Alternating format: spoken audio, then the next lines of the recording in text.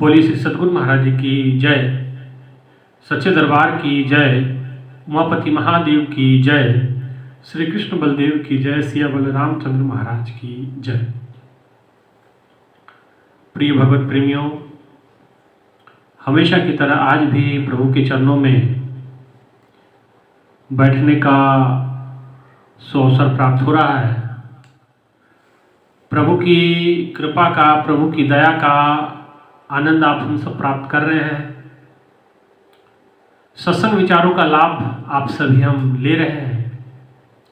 आज भी अनेकों सत्संग विचारों को लेकर के आज आपके समक्ष उपस्थित हैं। भाइयों बहनों, प्रभु का चरित्र बड़ा विचित्र है।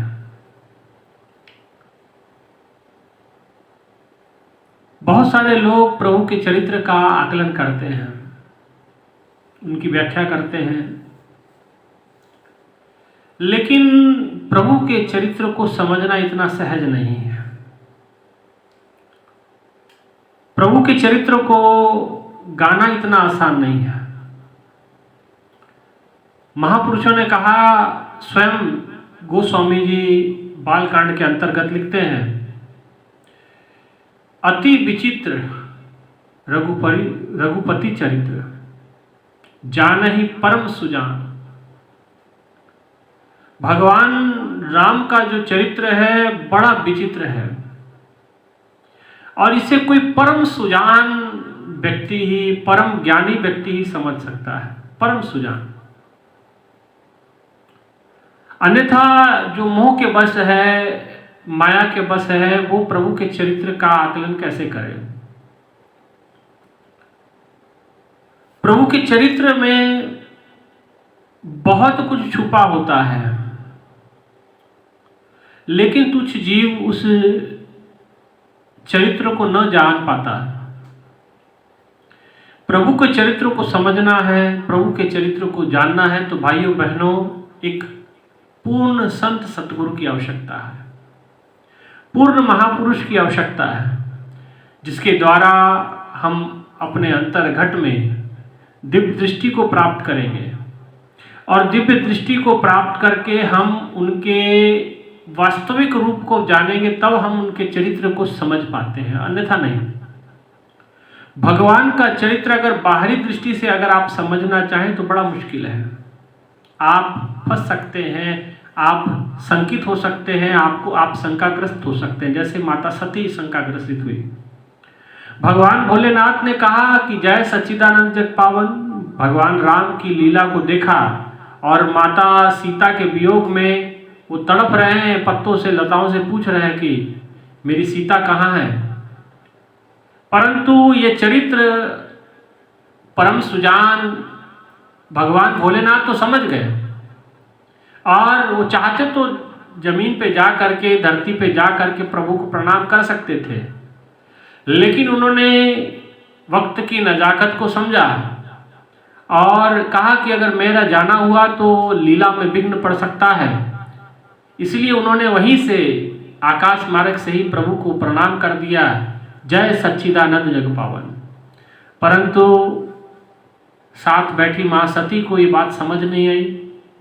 भगवान ने बड़ा समझाया कि देखो, ये स्वयं नारायण है, हरि हैं और मानव कल्याण के लिए धरती धरा पर आए हैं और ये अद्भुत लीला कर रहे हैं, अद्भुत खेल कर रहे हैं और ये खेल हर किसी को समझ आ नहीं सकता है, लेकिन मुझे इस बात की समझ है, इसलिए मैं अपने दावे से कहता हूँ कि ये सच्चित आनंद है, परम शक्ति है। माता सती को ना समझ आया। बार बार वो कहते कि भगवान है, जिनको पता होना चाहिए कि सीता कहाँ है, लेकिन शिव जी के समझाने के बाद भी माता सती को नहीं समझ में आया। तो आप समझे कि आप हम किसी को समझाएं तो कैसे समझ में आए। तो भगवान भोलेनाथ ने हार करके कहा कि जे तुमरे मन अति संदेह हो तो जाके परीक्षा ले लो। अगर तुम्हारे मन में संदेह है तो जाके परीक्षा ले लो, जा करके समझ लो कि भगवान है या नहीं है। और कहते कि आप जानते हैं इस कहानी की शुरुआत तो माता सती ने कर दी और जब माता सीता का रूप बनाकर उनके सामने गई, भगवान राम जी ने मुख घुमा लिया, दूसरा रास्ता पकड़ लिया, दूसरे रास्ते पे गई, तीसरा रास्ता भगवान ने पकड़ लिया। बार बार माता सती सीता बन करके उनके सामने जाती, लेकिन भगवान भगवान है। कहीं वो अनाड़ी बन जाते हैं, कहीं बिल्कुल खिलाड़ी बन जाते हैं। आज भगवान ने तुरंत पहचान लिया, कहा कि आप अकेले इस वन में विचरण कर रही हैं माँ, भगवान भोलेनाथ कहाँ है।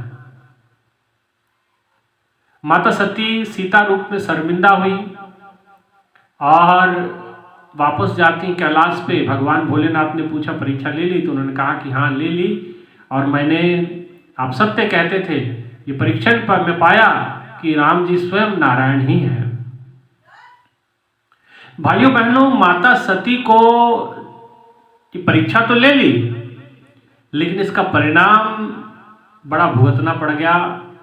माता सती को अपना देह त्याग करना पड़ गया प्रजापति दक्ष की अग्नि में।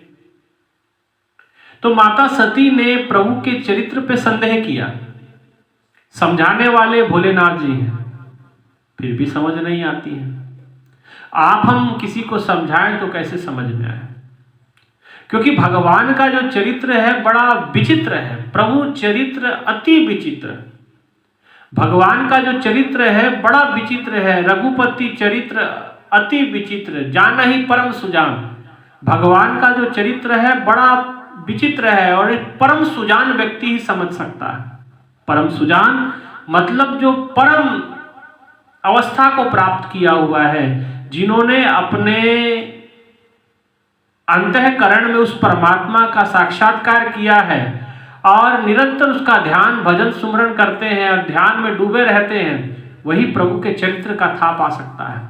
अन्यथा प्रभु के चरित्र को समझ पाना आसान नहीं है। मोह के अधीन होकर के आप समझे कि रघुपति का चरित्र हम जान लें, तो ये संभव नहीं है। भगवान के चरित्र को जानना है तो भाइयों बहनों, आपको आत्मिक स्तर पे ऊंचा उठना पड़ेगा, आध्यात्मिक स्तर पे ऊंचा उठना पड़ेगा, तभी आप प्रभु का चरित्र जान सकते हैं, समझ सकते हैं, अन्यथा नहीं। अक्सर लोगों में ये देखा गया है कि वो भगवान के चरित्र को तो जान नहीं पाते हैं, लेकिन उन पे आक्षेप, आरोप, प्रत्यारोप लगाने लग जाते हैं कि भगवान को पता था तो ये करना चाहिए था। अरे भाई, एक खेल है, एक लीला है। लीला का मतलब जो दिख रहा वैसा है नहीं। जैसे कोई नाटक में कलाकार नाटक करता है, लेकिन वो नाटक मंच तक ही सीमित रहता है, पीछे कुछ और है वो। ठीक उसी प्रकार से भगवान ने ये मानव जाति के कल्याण हेतु लीला की, खेल किया, और मानव जाति के हेतु खेल किया, और खेल करने के बाद आज का समाज उस खेल के का ही आकलन विकलन कर रहा है, उस खेल को समझने में लगा है। प्रभु के खेल को समझना, प्रभु की लीला को समझना आसान नहीं है। प्रभु की लीला को समझना चाहते हैं तो एक पूर्ण संत सतगुरु की आवश्यकता है। जान ही परम सुजान, वही व्यक्ति जान सकता है जो परम सुजान है, जो परम अवस्था में जुड़ा हुआ है, जो परम ईश्वर के साथ एकाकार हो रखा है। ऐसे महापुरुष के सानिध्य में बैठ के ही आप प्रभु के चरित्र को जान पाएंगे, समझ पाएंगे। अन्यथा संभव नहीं कि आप प्रभु के चरित्र को समझें। प्रभु का चरित्र तो प्रभु के साथ रहने वाले नहीं समझ पाए। जी हाँ, गरुड़ जी भगवान के साथ रहते हैं, और जब उड़ते हैं तो वेद मंत्र की ध्वनि उनके पंखों से होती है। लेकिन भगवान राम का ऐसा चरित्र उन्होंने उनके सामने आया, और आप जानते हैं कि जिस समय भगवान नागपाश के बंधन में बंधे लक्ष्मण जी के समेत, तो गरुड़ जी ने आकर के भगवान का नागपाश बांधा। तो गरुड़ जी के मन में यह संशय आ गया कि भाई ये क्या बात हुई, ये अगर भगवान है तो ये तो स्वयं बंधन में है।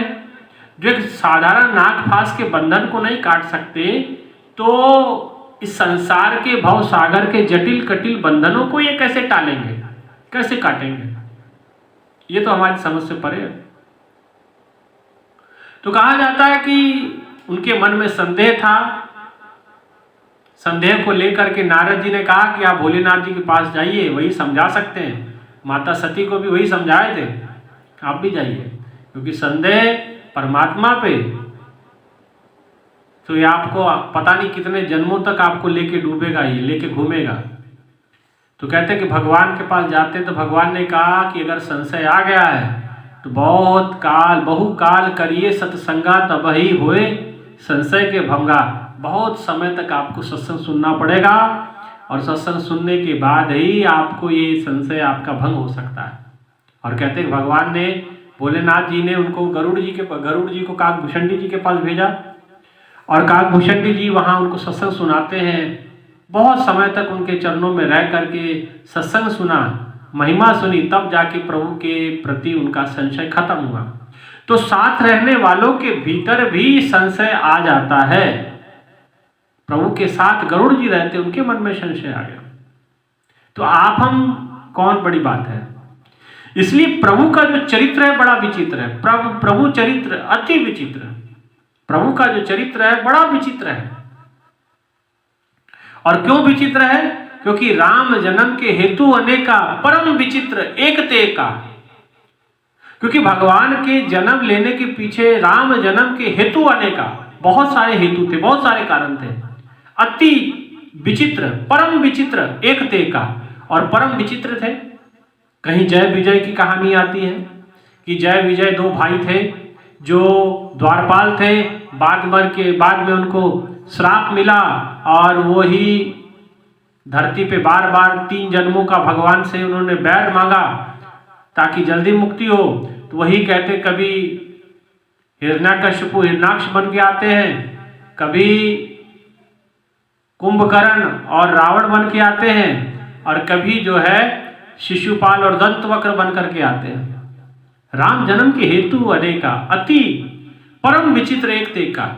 कुछ एक कारण ये बताए गए, कुछ कारण जालंधर की जो पत्नी वृंदा थी उसका श्राप जो भगवान नारायण को उन्होंने दिया था, एक कारण वो।